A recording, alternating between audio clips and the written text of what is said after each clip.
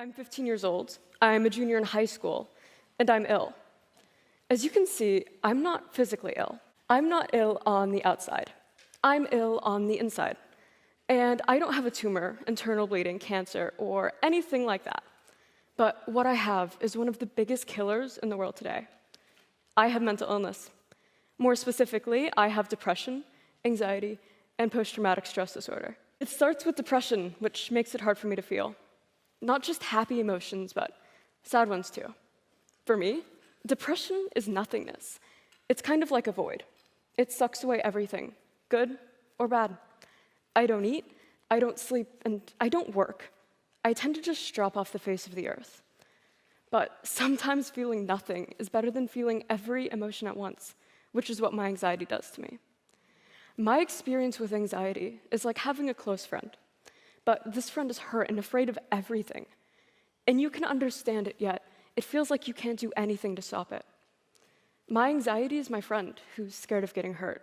But my post-traumatic stress disorder makes it feel like everything is out to hurt me. In between elementary and middle school, I moved to a new town. I knew no one, and as I arrived on the first day, that was pretty obvious. Everyone had friends, and I felt like an outsider. I didn't fit in, and I was sometimes bullied. As middle school progressed, I turned my destructive behavior inwards. I convinced myself that if I am of no worth to others, then I have no worth myself. I would walk around and think of my funeral, how it would go.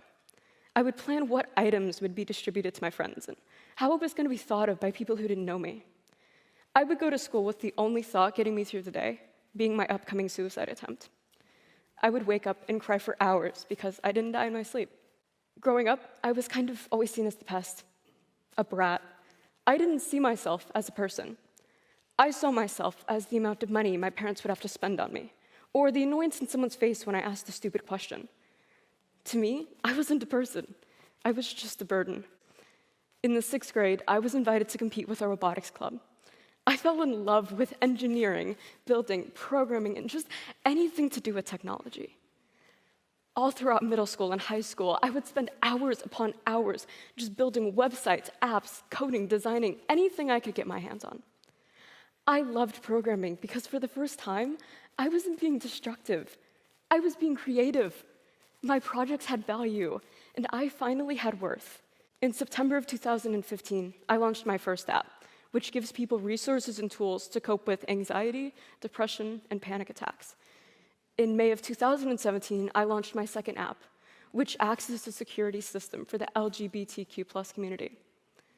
I didn't expect this, but my apps gave me a purpose and a reason to stick around. Because of this, we're more than halfway through 2017, and I haven't self-harmed or attempted suicide once this year.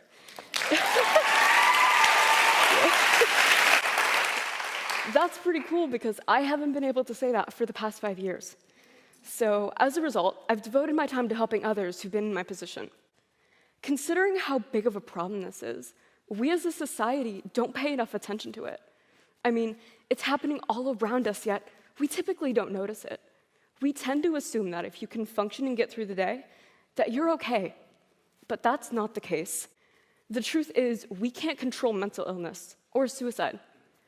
We can only control how we support and treat the people who have it. But that can mean the difference between life and death. I didn't even know this until I met someone named Victor. One night, upon going through social media, I discovered a boy posting about wanting to end his life. I messaged him, and as he replied, I began to do something called grounding, which is a technique used to distract someone if they're feeling highly emotional. I asked him questions about what he enjoys, and I soon realized that we had a lot in common. We had a love of many of the same shows, the same bands, and the same people. A couple of months after our initial meeting, Victor confessed to me that I saved his life that night. Meeting Victor gave me the clarity to see that support can mean everything.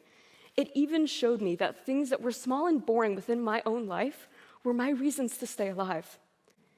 Seeing support of all kinds has shown me support can be the difference between ending your life or finally gaining the courage to reach out and change it.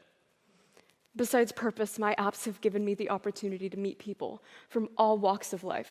And at the end of the day, although the things we go through may differ, we all have battles to fight. We all want someone to support and care for us. Everything in my life has shown me that both good and bad things in this world will continue to happen. And that's out of our control. But it's what we do with the things that happen to us that can make all of the difference.